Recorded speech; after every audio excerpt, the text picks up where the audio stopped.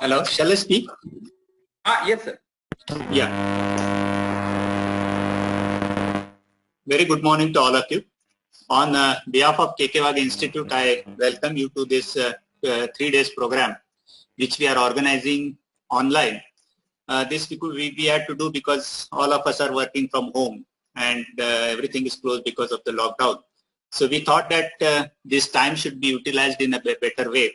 And why not to do something so that value addition can be done for the teachers and students of especially mechanical and production engineering, because we all belong to production engineering branch. And we thought that some value addition should be done for the students. That way, KK Institute of Engineering Education and Research, Nasik, has been very active and doing lot many things during this lockdown period.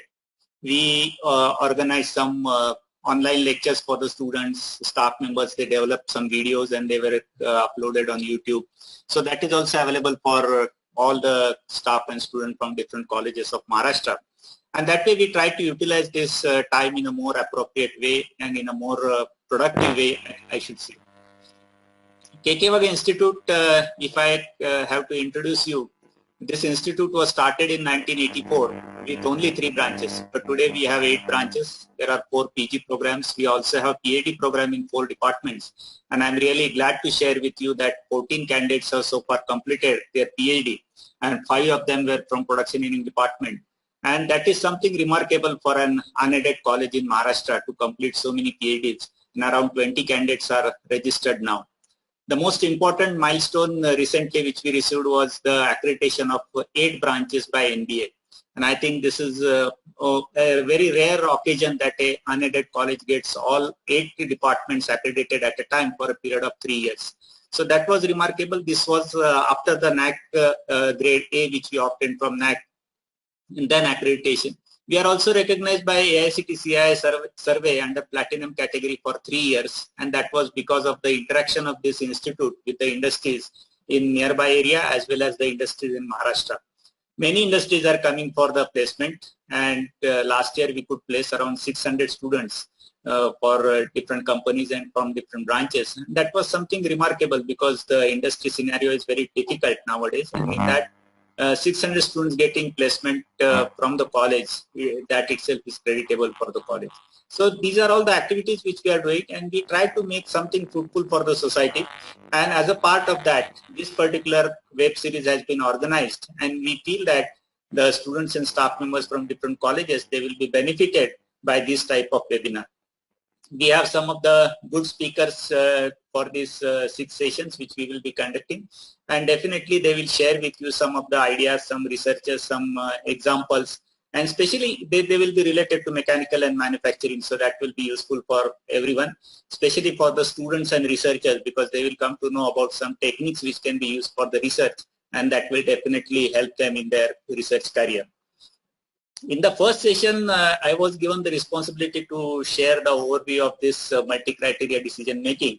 And I would also like to share with you one example of AHP that is applied to cellular manufacturing. So cellular manufacturing, as many of you might be knowing, that it was my PhD research, and a lot of things I've done, a lot of the algorithms I've developed in that. And I've been sharing that with different colleges on different occasions. So I thought I'll also share this, especially for the students, that will be useful, and how AHP can be applied to cellular manufacturing. That was the task given to me. And later on, some other algorithms and other things will be shared. So with this brief introduction, I would now go to my presentation because our time is limited, and I understand that there are so many other activities to be done later on. So I have to utilize my time in an effective way. So I'll start sharing my presentation, and we will have some overview of the multi-criteria decision-making techniques through this presentation.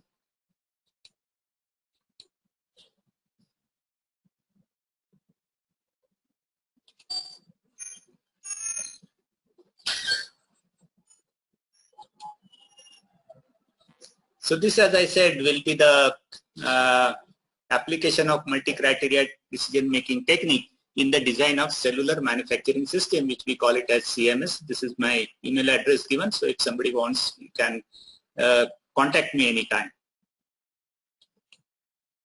This is the outline of my presentation, where I'll first talk about the overview of MCDM techniques, then its application in various fields. Then coming to my topic of cellular manufacturing system, the cell formation problem, some methods of cell formation, then evaluation of the solution which is obtained by the cell formation method, then application of AHP in one particular case, and then what are the issues related to AHP. This will be the brief outline of the presentation which I will be doing now. Let us start with the basic concept of decision making. So decision making process is a very typical process where we have a problem, then we determine the requirements and we try to establish the goals. We identify the alternatives to achieve these goals. Then we develop some evaluation criteria and then selection of decision making tool. Apply that tool and then check the answer whether it is correct or not. This is the general, you can say, theoretical process. But for any problem, generally we undergo this type of process. Let me give you an example that I want to set up a factory. So my problem is that I want to select a location for my factory. Now what are the requirements? That also I will have to find out. And these requirements will be like, say, the plant should be close to the city, plant should be close to the supplier, there should be good building and other infrastructure, there should be people coming to my factory. Yes, sir. Hello. Yes, sir. Sir, your screen is not visible, sir. Screen is shared, sir. Now it is visible. Yes. Okay. Yes. It is visible? Yes, no. Yes, sir. Yes. Okay, okay. So we were talking about the decision making process. Suppose I want to set up a plant and I am having a problem of selecting a location for that plant. Then what are my requirements? It should be near to the market. There should be good infrastructure facilities. There should be trained labor for that. And all these type of requirements will be there. So my goal will be to find out that this particular location should be near to the market. Then it should be at low cost. There should be labor available, infrastructure available, and all these goals I will set up. Then there will be alternatives. That is, location A, B, C will be the alternative available. Now I will try to evaluate those alternatives. So there will be some criteria put up. As I said, these are the criteria that it should be of low cost, the labor should be of high quality, infrastructure should be of high quality. So that type of criteria I will select. Using these criteria and the alternatives, I'll make use of a decision making tool. Apply that tool and finally get an answer. That is, suppose I had 3 or 4 options, then out of that, which one is the better option, that I'll try to find out. So that will be the process of decision making. The very interesting example here is the selection of a bride. That is, you are looking for a girl and then you have a lot of expectations. The goal is, of course, to get a maximum possible good girl. And in that case, what will be the criteria? So the different criteria will be used by different people, and ultimately they will try to select one which will be fulfilling most of the criteria. So if you see the characteristics of this problem, it has multiple objectives and multiple attributes. So even if it is a problem of manufacturing or it is of personal life that you want to select a girl, then it will have different attributes. And definitely there will be conflict among the criteria. That is, when I try to fulfill one criteria, the another criteria gets disturbed. That is, suppose I want a land at low cost, and my second criteria is it should be close to the market. Now in that case, these two criteria will be conflicting, because if I go close to the market, the cost of land will go up. Now if I go away from the market, then the cost will be less. But in that case, my another objective that it should be close to the market will go down. So this way, there will be always conflict among the criteria, and somewhere we will have to compromise to find out a solution. So incommensurable units means some objective will be in terms of, say, time. Some criteria will be in terms of rupees.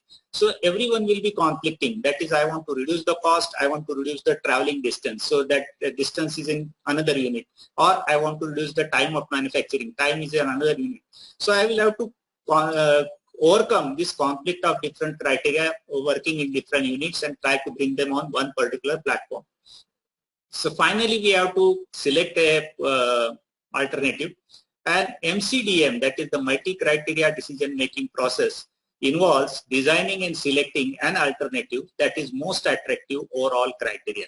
So ultimately, we will be compromising on some objective, and then we will be selecting one particular alternative which will be most attractive for us considering all our criteria which we are trying to use. Now, just to give you an overview of this criteria decision making, classification. So generally the most important classification is the discrete and continuous, where in discrete we talk about multiple attribute decision making, which is also called in short form MADM. And in continuous function, we talk of multiple objective decision making. We call it in short MODM. Then there can be individual or a group decision making. Of course, individual will be making or a group will be involved in that.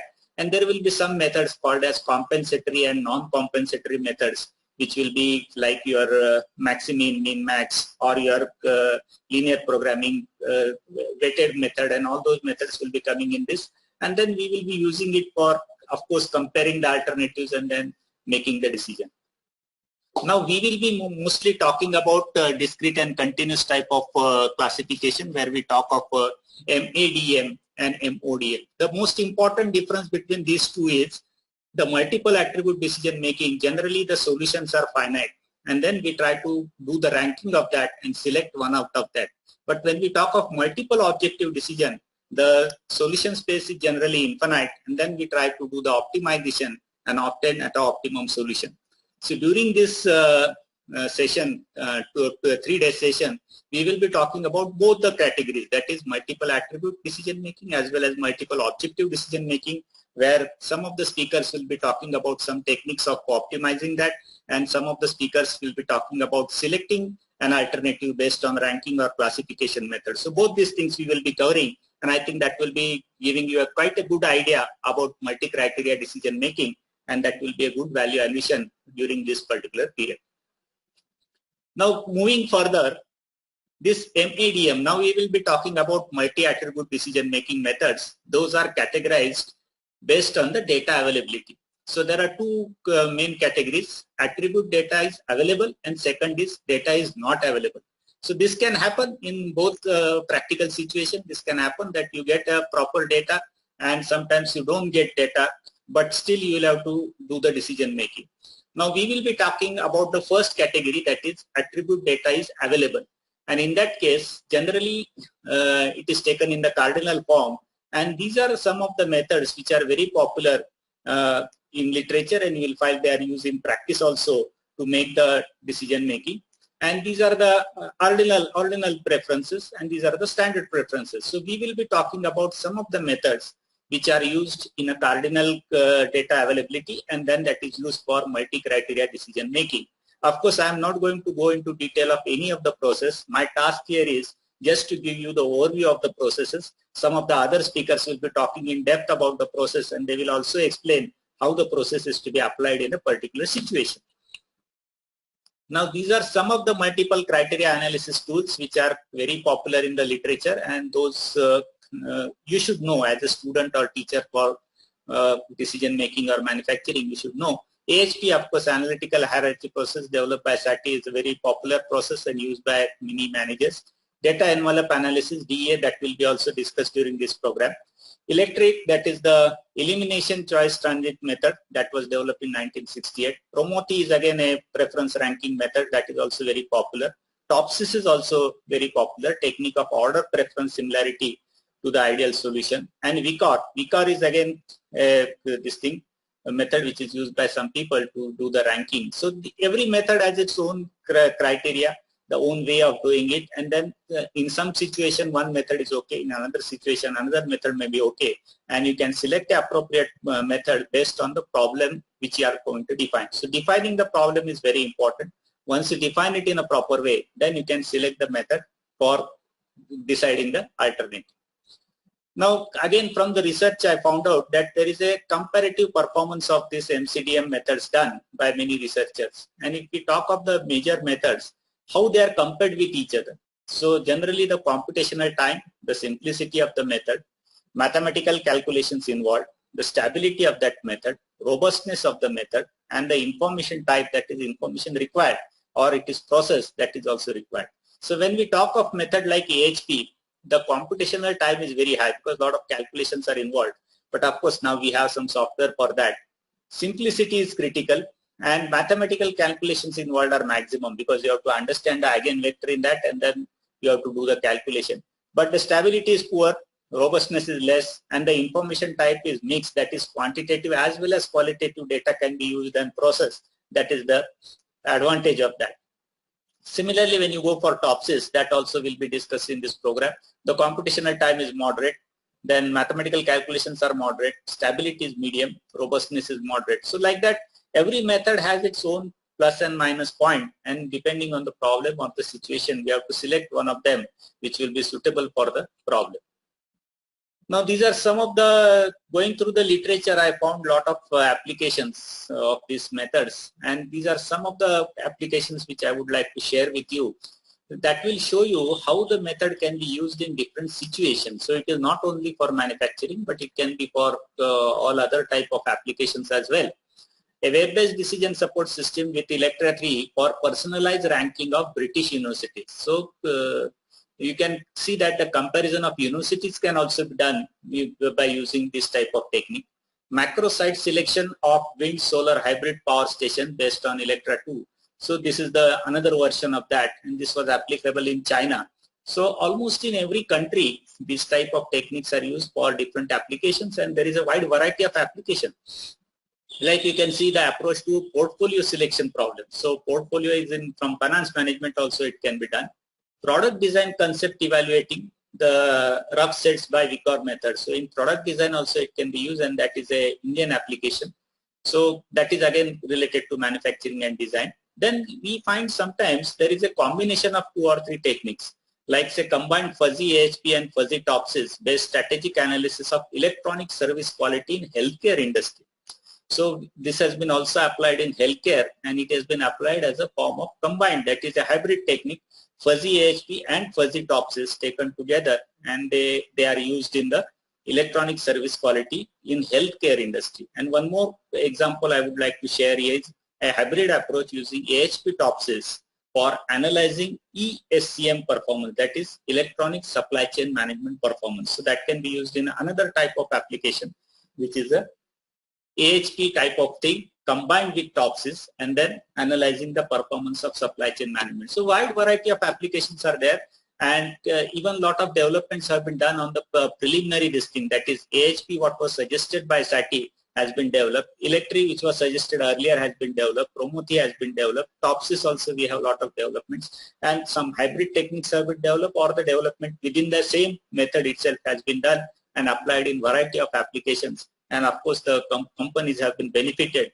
by this particular analysis, and as they get a proper solution for their problem. Now coming to my topic of today's discussion, that is cellular manufacturing system. I hope people of mechanical and manufacturing side, they know what is cellular manufacturing.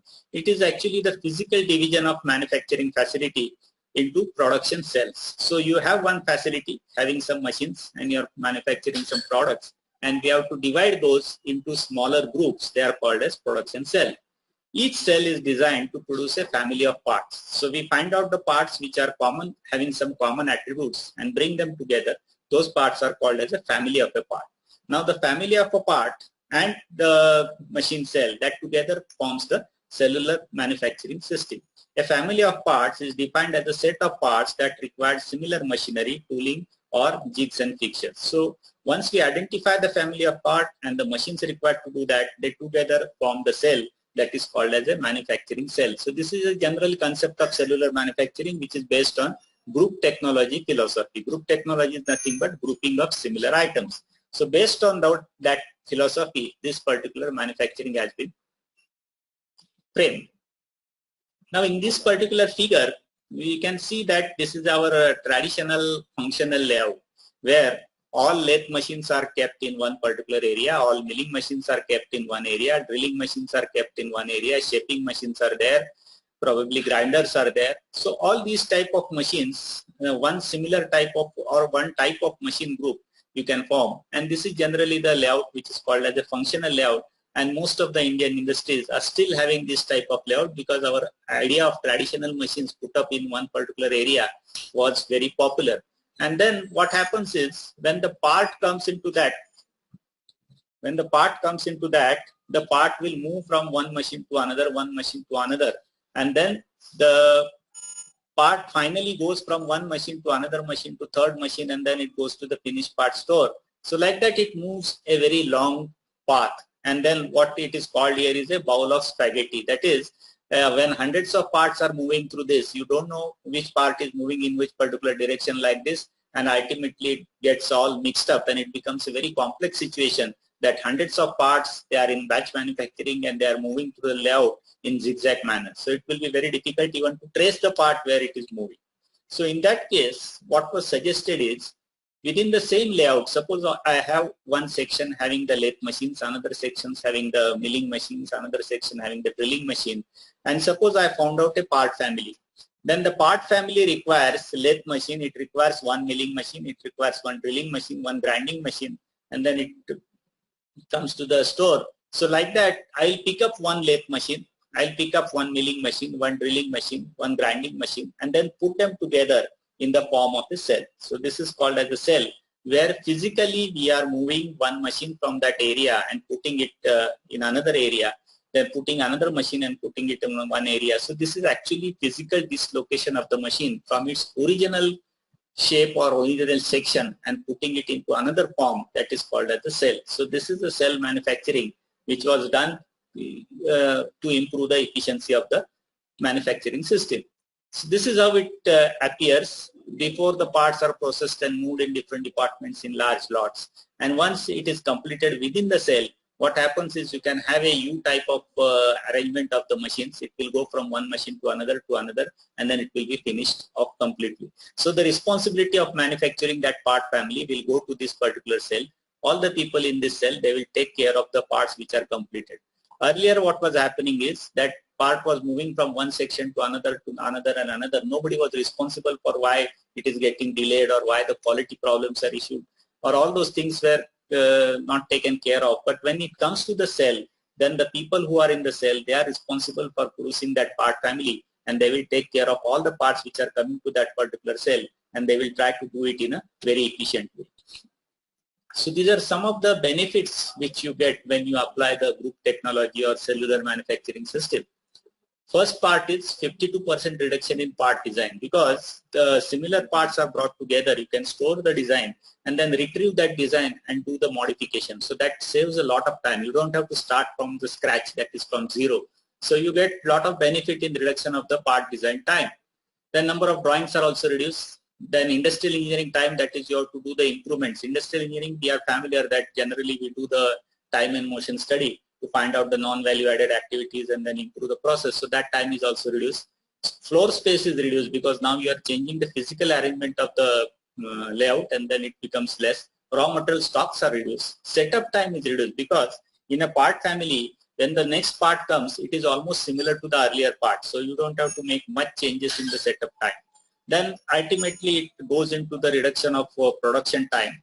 And there is also reduction in work in process inventory and 82% reduction in overdue orders. So that is another problem which is faced by many manufacturing companies. For them, this is a very great benefit that overdue orders are less. Now when we try to implement CMS, that is cellular manufacturing system, there are quite a good things to be done. It is not only that, okay, you decided to go from functional layout to cellular layout, but there are some things which are to be done. The first thing is, of course, the cell formation. That is, you have to find out the part families and you have to find out the machine groups. Then once you find out the machine groups, how the group machines will be arranged in the layout. So generally it will be a U type of or C type of layout. So how we are going to do that layout, which machine will be placed at which location, everything has to be decided. So that becomes a cell layout. Then within the cell, the issue of load balancing will occur. Otherwise, it may so happen that one machine will be heavily loaded, other machines will not be loaded. So in order to do the balancing, the load balancing and production planning is to be done. Now the major difference comes for the operator. That is, when he was working in the functional layout, suppose he was working on lathe machine, then he was only doing the turning type of job, whatever was there on the lathe machine. But now suppose that lathe machine is shifted to the cell, the operator has to do multiple operations. So he is expected to do multiple operations. Even he is supposed to do the operation on another machine. So you will have to do the training of the operators, that is how they can handle other machines also. Now production planning and control within the cell will be different as compared to the earlier production planning and control. So PPC has to be changed and the way of manufacturing is to be changed. Then there will be some economic aspects. That is, first will be the change of layout. So people will be worried that yes, moving the machine from one place to another will also be costly. Then during this moving, the production has to be stopped. So that will be another economic loss to the company, that how the production loss can be done. So there will be different aspects, and especially the human aspect is very important because people are familiar with working in a particular layout or in a particular system. When the system changes, they get disturbed. So adjusting this human factor and making them adaptable to the change becomes a very challenging task. So these are all the things which are related to implementation of CMS. So even though it appears to be very simple, it is not simple. It is involving so many factors and so many aspects so that it can be done in a successful way. So that was the idea about CMS. Now the most important point here is the cell formation problem. So what is the key issue? How to group the similar parts in part families. And second is associated machines into machine groups. So ultimately, finding the part family, finding the machine group, combining together, that is called as a cell formation problem. So once I identify these two, part family as well as the machine group, I'll club them together and this will become a cell formation problem. This has been researched heavily and we find so many papers available in the literature related to cell formation problem. Many people have tried to suggest so many methods. Now generally there are two major categories in which this similarity is found out. First is based on the design similarity. There we use the visual method, that is whatever items are appearing similar in shape or size, they are clubbed together, and that is a very simple visual method. Second is the classification and coding. So every item is given some code based on the attributes available on that part. There are so many classification methods, coding methods, everything is there in the literature. And the items which are having similar code, they are brought together and then they are taken as a part family. Now the second category is the process similarity. So here in this figure you can see so many items are there, but if you see that they are having similar type of manufacturing process, that is almost every part in this has a hole which is to be drilled, or maybe boring is to be done, then maybe some threading is to be done. So these are, even though they are different parts, there are some similarities, that is they require the similar type of manufacturing processes. So based on that, you can bring them together and then do the setup on the machine. So that is another way of grouping the parts, that is either on the similarity of design or either on the similarity of the processes. So the most popular method is the production flow analysis, and there are n number of clustering methods which are available in the literature to find out the similarity of the parts and making clusters based on that. So we are not going to go into the details of that, but just I wanted to show you how the problem can be solved or what is the basis for solving this particular problem. Now this is some classification of the approaches given over here. The part based on the part attributes, and second is based on the machine routing. So in the first approach, identify part families using informal procedures. Like I said, it can be visual, that is you can go on checking the items, or you can take a photograph of the item, and then those who are appearing similar, they can be brought together, or you can have the code for every part and the code which are similar, they can be brought together. Then second important approach is identify the machine group using routing. So the parts which are having similar routing, they can be brought together. Machines which are having similar to form, they can be taken together. Machine groups around a key machine. So the one machine is taken as key machine and the supporting machines are taken as a part related to that machine grouping. Then identify the part families using routing. So part similarity or part to form the part families. And this is important approach where identify part families and machine groups simultaneously. So here you are doing only machine grouping, here only you are doing part family, but here you are trying to do both simultaneously. That is using manual rearrangement of part machine matrix to identify the part families, using algorithmic rearrangement of part machine matrix to identify the families. So this has been very popular and lot of research has been done. Manual rearrangement of the part machine matrix to identify the part families and machine groups. So there are some techniques given over here which are very simple to do this rearrangement of the matrix. And of course, there are so many algorithms which are used to do the rearrangement of machine part matrix. Now these are some of the techniques. Of course, there are a number of techniques, but I'm only showing you some solution approaches, mathematical approach like constraint method, weighting method, or goal programming. Then the new techniques like neural network, some heuristic approaches, a number of heuristic approaches are there, and AHP can also be used. And the search method like genetic algorithm or simulated annealing. These are some of the solution approaches which have been used so far. Now, as the research progressed, right from the first algorithm like ROC, that was rank order clustering, and MODROC and all that type of heuristic clustering methods, now people move on further. When the new algorithms were introduced, they were also applied to this problem of cell formation. Now we find a lot of applications related to neural network, simulated annealing, genetic algorithm, fuzzy clustering. Now we find robust optimization or bacteria foraging optimization.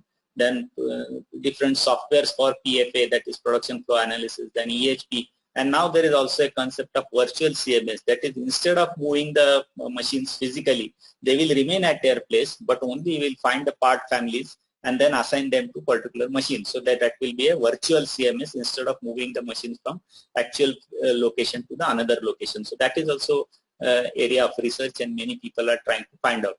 So here what we find is, in our classification of multi-criteria decision making, most of this, they are in the multi-objective decision making type of problems. And I think some of the coming sessions, they will be discussing about genetic algorithm or robust optimization or other techniques. So you will also get an idea that for a problem like cell formation, both the categories can be applied. That is, multi-attribute can also be applied, or multi-objective can also be applied, where you have infinite number of solutions and you want to optimize that particular solution. So this is a type of problem which can be handled in both the ways, and some of the people will be dealing with this in the coming sessions.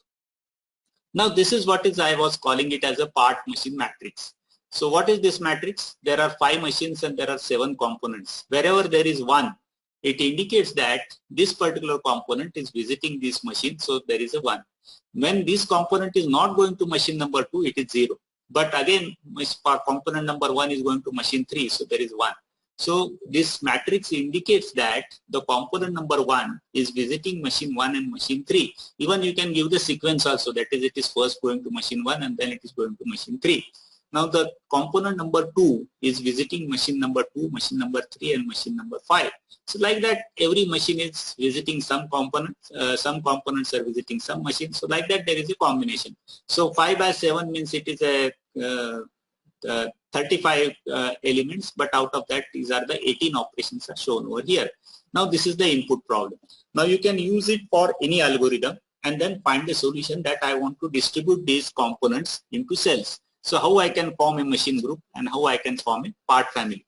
So based on some algorithm, I get a solution like this. That is the same machines, that is 1, 2, 3, 4, 5 machines. Now the sequence is changed, 1, 3, 5, 4, 2.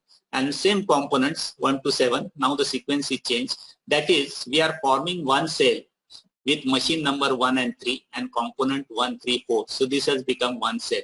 We are forming another cell, that is 5, 4, 2, machines number 5, 4, 2, and the components are 2, 5, 6, 7. So based on most of the operations done in this particular area, they are clubbed over here. Most of the operations done on these 2 machines, they are clubbed together. So this is by application of, say, one algorithm. I can call it as ROC, rank order clustering. This has given me one solution. I can call this as a first solution. Now here you can see, even though this problem is divided into 2 cells, there are some items which are left out. That is, they are not belonging to this cell also and this cell also. But the operation has to be done because component number 5 has to go to machine 1. But now this component is assigned to cell number 2. But when this operation is to be done, it has to go to another cell. So this will be a traveling between the cell, that is called as intercellular movement. That is not expected actually. All the parts should be completed within the cell. So if it has to go out of that cell, then it is called as an exceptional element.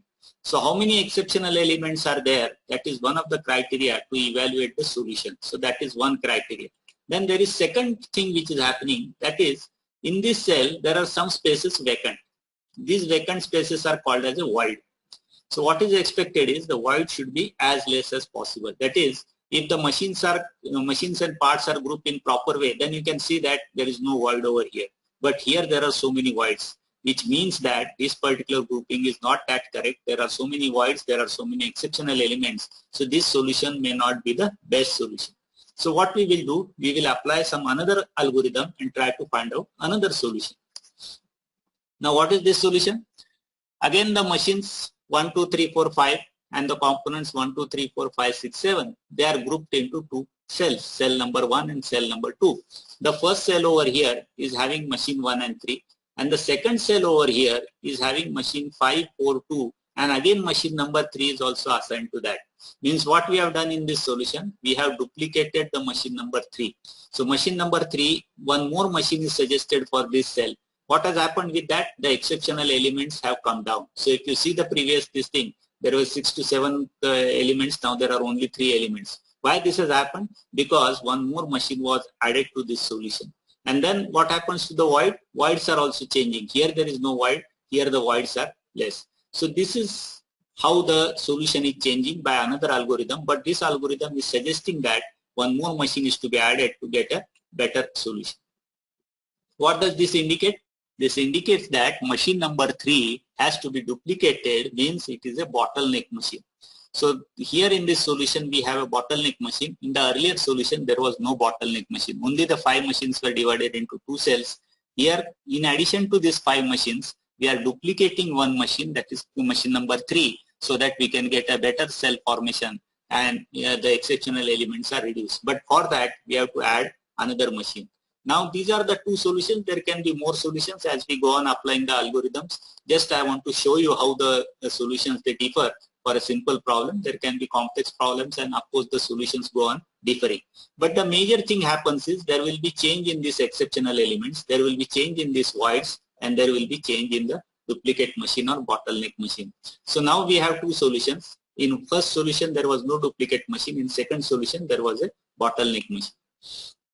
Now how to evaluate this solution? Generally these are the criteria which are used to evaluate the solution. In the first solution, how many cells were there? How many duplicate machines were there? How many exceptional elements were there? I've shown you the exceptional elements. They are the elements which are out of the cell. The number of voids within the cell. Then there is a criteria called as machine utilization, because if you go on adding machines, their utilization may come down. And there are 2 other measures which are very popular in cell manufacturing, that is grouping efficiency and grouping efficacy. How to calculate this grouping efficiency? This is the formula. That is number of ones in the diagonal block divided by total number of elements in the diagonal block, then number of zeros in the off diagonal block, and number of elements in the off diagonal block. So based on that, you have to find out the grouping efficiency. Q is the weighting factor ranging from 0 to 1. So generally it is taken as 0.5. So half of the importance is given to the exceptional elements and half of the importance is given to the voids. So like that, the grouping efficiency can be found out. There is another measure which is called as grouping efficacy. So number of exceptional elements divided by total number of operations, and number of voids in the diagonal block divided by total number of operations. Then we have 1 minus psi upon 1 plus phi. That type of calculation is to be done. Then we get a value which is called as a grouping efficacy. Now a lot of research has been done in this particular area, and researchers found that this grouping efficacy which I am showing you now, based on number of exceptional elements and number of voids, has been found to be very effective to judge the quality of the solution. So this has been used many times to judge the quality of the solution. So this is how we can compare the 2 solutions for the same problem. In the first solution there were 2 number of cells, then again in the second solution there were 2 cells. But if you talk of duplicate machine, in the first solution there was no duplicate machine, but in the solution 2 there was 1 duplicate machine. Now what happens because of that? The number of exceptional elements which were 6, that became 3 in the second solution. They were reduced as we increase the number of machines. And number of voids which were 6, that became 7, because now 1 more machine is added. So more operation possibilities are there, but they are remaining unutilized. But if you try to calculate the grouping efficacy based on the earlier formula which I showed you, for the solution second it is 0.6 and for the solution 1 it is 0.5. So if I go by this grouping efficacy type of formula or the performance measure, then the second solution seems to be better. That is, it is having a higher value, 0.6, so it seems to be better, even though there is 1 more duplicate machine, but still the solution seems to be better as far as the performance grouping measure is concerned. Now this is only one way of evaluating the solution. That is, we have used the number of cells, number of duplicate machines, number of exceptional elements, and based on that we calculated grouping efficacy, and then we tried to find the grouping efficacy for both the solutions. And then we found that solution number 2 is better. But now it is not the final answer, because there are some other implications. Even though this comparison shows that you should go for solution 2, but the solution 2 involves one number of duplicate machine. Now there will be a lot of cost involved.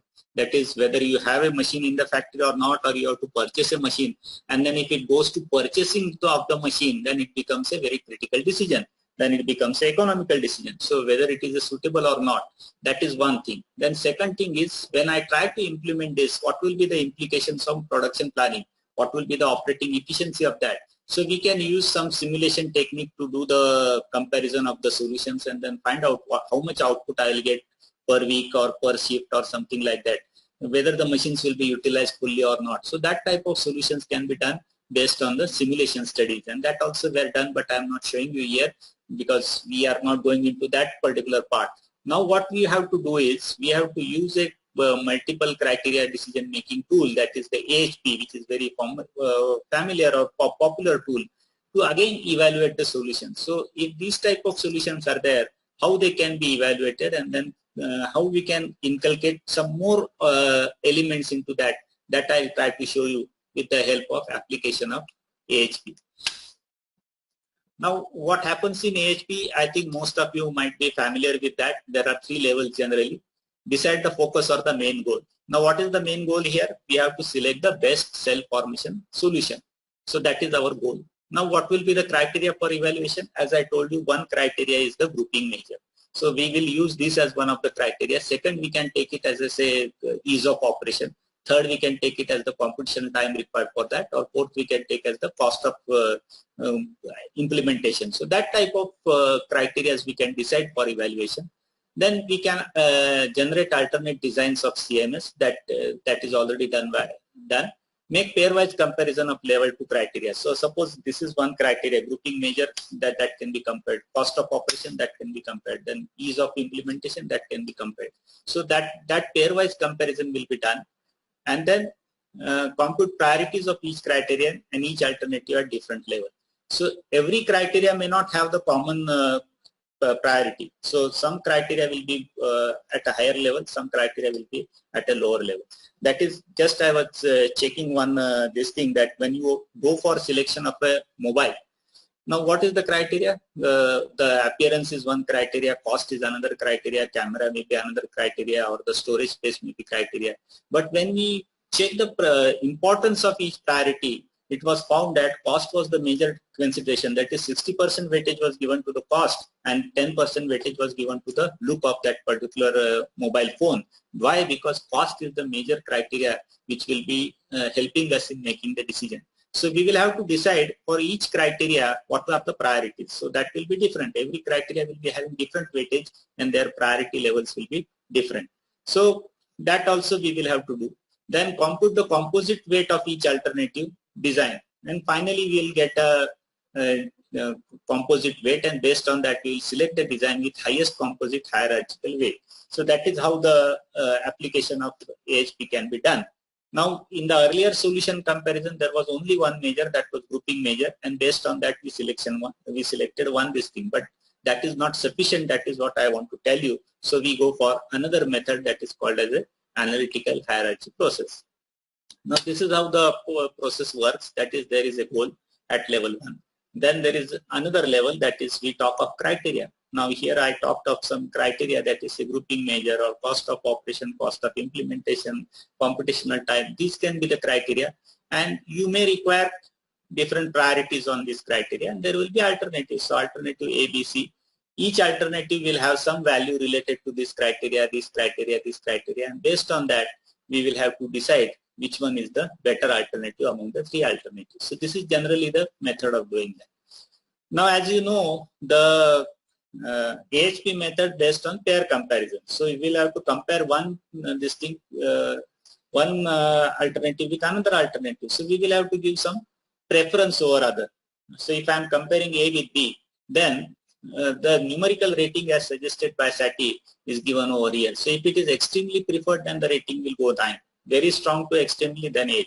Actually, he has given this 9, 7, 5, 3 and 1. That is extremely preferred, very strongly preferred, moderately preferred and equally preferred. So A and B, suppose both are on equal. That is, suppose the cost of land I am comparing. The cost of land at both the places is equal, so I'll give one rating because both are equal on that. But suppose it is on a different way. That is, the cost of land is very high at one place and another this thing. Then one area will be preferred, extremely preferred, and then the rating will be given as 9. So this is how we will be comparing the alternatives which are available, and this is how the scale of relative importance is given by SATI, and generally that is used in all the AHP applications. So this is one example I would like to share with you, that is comparing the CMS design, and of course our goal is to get an excellent CMS design. So for that we start with level 1, and that is the fine or the excellent CMS design, that is our this thing. Now what are the 3 criteria we are using at level 2? The criteria of better grouping measure. As I showed you one grouping measure, that was a grouping efficacy. Now that is one measure. So one solution is having one this thing, second will have another grouping measure, third will have third. Now here we are having 4 solutions, so 4 of this thing we will get. Then second criteria they have selected is the implementation ease. Because why this is to be taken? Now this is something subjective. Now what is the beauty of this method is that this number is, we have some index, that is quantitative number, but implementation ease, this is something subjective. And then here you will have to get the opinion of the expert. So we are trying to combine one method, that is we have a number, and here we have expert opinion, that is how this will be easy for implementation or not. We have a solution. We have 2 cells formed, one machine is to be added, additional machine is to be given, but how this implementation will take place, whether it is easy or not, whether it is difficult, that is to be decided, and that is done under the criteria implementation ease. So that is second criteria, and third is the resource utilization. So this you can calculate actually. If you do the simulation study, you can calculate and you can get a number that utilization will be 80% in this option, it will be 70% in this option, or it may be 95% in one option. So that number can be obtained, and then you can rank them on those numbers. So better grouping measure, implementation ease, that is how you are going to implement this particular solution. And if I implement this solution, what will be the resource utilization? Mainly we talk of machine utilization, because generally the machines remain idle if you change the arrangement and go into cell, or they may not get balanced load. So these are some of the criteria which can be used, and in this particular example, these 3 criteria were used, and the alternative designs were A, B, C, D. Now what are those designs? I can show you. This is a different problem. What was the earlier problem? That was just I wanted to show you how the solution works, and what is the exceptional element, what is the void, that I wanted to show you. Now this is a problem used by some researcher, and this is the first solution, that is the machine 1, 2, 3, 4, 5, 6, and there are parts 1, 2, 3, 4, 5, 6, 7. They are divided into 3 cells in the first solution. We call this as solution A. So these are the 3 parts, and these are the 2 machines, they form one cell. These are the 2 parts, and these are the 2 machines, they form one cell. These are the 2 parts, and these are the 2 machines, they form one cell. So now here we are having 3 cells. These are all the exceptional elements, and there is no void in this. But in the solution B, now the problem is divided into only 2 cells. This is one cell, that is 1, 2, 3, 4, 5, 1, 2, 3, 4, 5, 6, and 6, 7. So this is another cell. Now here we get 1, 2, 3 exceptional elements, but here we get some voids. This is a blank space, this is a blank space, this is a blank space. So these are the voids. Now this is the solution number 3. Again there are 2 solutions, but the arrangement is changed. You can see over here 1, 2, 3 and 1, 2, and 4, 5, 6 and 3, 4, 5, 6. So this arrangement is changed. You get 2 exceptional elements, and these are all the voids. This is another solution, again 2 cells, but the arrangement is changed. 1, 2, 3, 4. Here 1, 2, 3, 4, 5, only 6, 7, and here only 5, 6. So this is fully utilized, but there are voids over here, and these are the exceptional elements. So we get 4 alternatives, and out of that we have to select which one is better. The 3 criteria we are using: grouping measure, ease of implementation, and the third one. Now these are the comparison of the outcomes of different algorithms. So once you use algorithm A, you get a solution that there are 3 cells. These are the machines in that cells. Then these are the part families, 1, 2, 3 related to this related to this, and this related to this. Then there are some exceptional elements. There are some bottleneck machines. So they are creating hurdle that because of these machines, the parts have to go out to the other this thing. Now in the first solution, there are 3 bottleneck machines. In the second solution, there are 2 cells, two cells. And here we get exceptional elements. Here we get less exceptional elements. And then we get the grouping measure as 0.789, 0.66, 0.70, 0.62. So this is because of the different number of exceptional elements and voids which are appearing in that particular solution. We are getting different grouping measures. Now this is how the preference priority matrix has been prepared for all the 3 distinct. First, we call it as comparison of criteria with respect to the focus opting on CMS design. So what were the 3 measures? The better grouping measure, implementation ease, and resource utilization. So these 3 are named like this, and the pairwise comparison is shown over here. So this and this, that is better grouping, that is 1, 1, 1 will come over here because we are comparing the same with this, D with this, and U with this. So it will come 1, 1, 1. Now in this case, implementation ease is most strongly preferred, that is 9 is given to this as compared to the better grouping measure, and resource utilization is given only 3. So that is maybe moderately or strongly related. So like this, once it is given over here, the relation is 1:9, then here it will become 1/9. Since it is given 1:3, it will become 1/3 in this particular better grouping measure. So like this, we get the first, you can say, matrix which is developed based on the 3 criteria which are given, and these are of course given by the experts. Then based on that, we try to find out the priority matrix. So these are for the 3 criteria, we are getting the 3 priority matrix. Now the level 2 priority which was given in the last column, that is level 2 priority for among the criteria. For better grouping it is 0.5, for implementation it is 0.088, for operational effectiveness it is 0.32, and for the level 3, now for each solution A, B, C, D, we get these values, that is based on their pairwise comparison.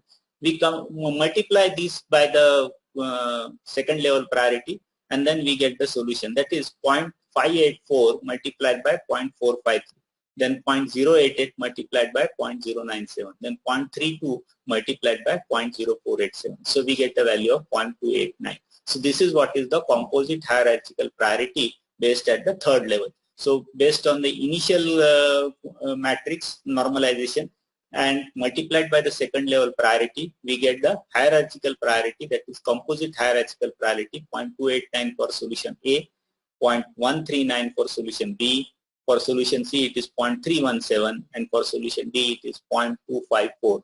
So amongst this composite hierarchical priority, we find that 0.317 is the highest composite hierarchical priority. So we select the solution 3, which is found to be the better solution as compared to the other 4 solutions. So I'll go back to that this thing. So solution number 3, where we had 2 cells. The first cell was with machine number 1, 2. Second cell was with machine number 3, 4, 5, 6. The part families also there were 2. The 1, 2, 3 was the first part family. 4, 5, 6, 7 was the second part family. There were only 2 exceptional elements, and there were only 2 bottleneck machines, and the overall grouping measure was 0.708. So this solution is found to be the best solution as compared to other. Now here, if you see by only grouping measure, then this particular solution A was having higher grouping measure, but this particular solution was having 2nd number grouping measure. But when we talk of other things, that is other than grouping measure, we are talking of implementation ease, and we are talking of resource utilization, then the solution number 6, C, that is the 3rd solution, has a better value. So taking the composite effect of all these 3, combining the quantitative and qualitative criteria together, normalizing this and getting the composite priority using EHP, we get a solution that solution number C is a better solution, and that should be implemented as a cell formation solution. So here I am trying to show you 2 ideas. That is, one is the problem which is called as a cell formation problem. There are some algorithms which can be used to solve that problem. You get 4 solutions using 4 algorithms, and then now comparing these 4 solutions on different measures is possible. So one thing was comparing them on the grouping measure. We got some solution, but then there were some operational issues also. That is whether it will be easy to implement that or not, or whether the resources will be utilized properly or not, that I don't know. So I am trying to bring those 2 components also in that, and then giving ranking, pairwise ranking based on those, and then trying to find out which solution will be better as compared to all these 3 measures. That is, I want to get a grouping measure also, implementation also should be easy, and operational things should be there, resource utilization should also be there. Combining these 3, I get a solution probably which will be easier to implement and maybe give me more resource utilization as compared to the other solutions. So this is how one particular multi-criteria decision-making technique like AHP can be applied to select a better cell formation design when there are 4 designs or 5 designs available. Generally, more algorithms you go on implementing, more solutions will be there, and there will be an issue that how I am going to select the best algorithm. Now this same problem can be solved by another optimization algorithm. It may give you some other solution, or it may take into account some operational issues also, and those attempts have been done, like somebody doing it with genetic algorithm or with simulated annealing. They can use some other parameters also and try to solve the problem and get a solution. So that is also done. So that criteria, optimization criteria, can also be applied. But this was one particular case where I'm talking about the first multi-attribute decision making application, and that was a popular application of AHP done to the CMS problem. So this is how we get the solution which is having the highest priority level that can be selected as the best solution.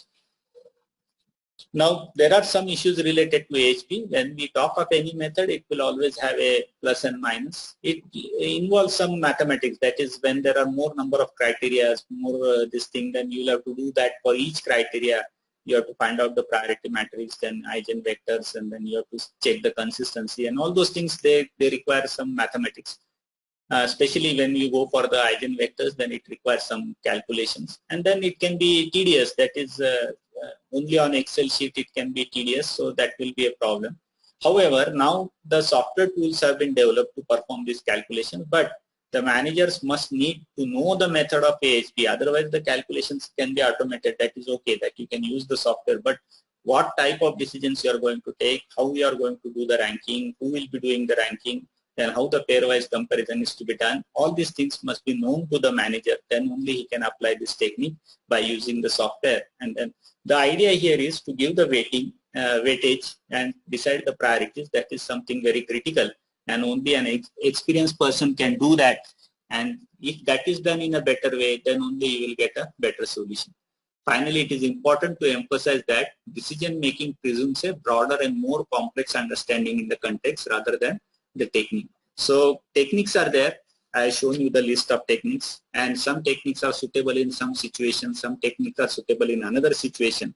You can select any appropriate technique, but it all depends on the understanding of the person who is trying to implement that, whether he understands the problem properly, whether he defines the problem properly, whether he selects the appropriate technique, and while implementing that technique, whether he takes the proper decision. So if there is an understanding, then the technique can be really helpful. Otherwise, the technique may not give appropriate result.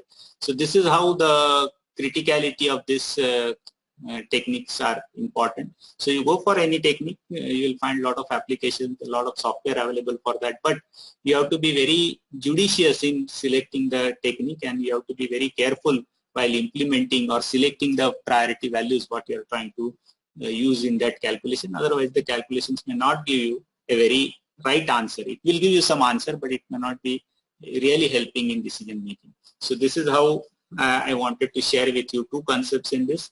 One was the concept of cellular manufacturing. What is the CFP problem? That is how the cell formation is done. And secondly, if you apply different algorithms, you get different solutions. Then how you select the appropriate solution. So one of the suitable method was AHP, and there are a lot of attempts done in the literature to apply AHP for selecting this. So this problem is found to be suitable for AHP, and if you go for another problem, another technique can be used. So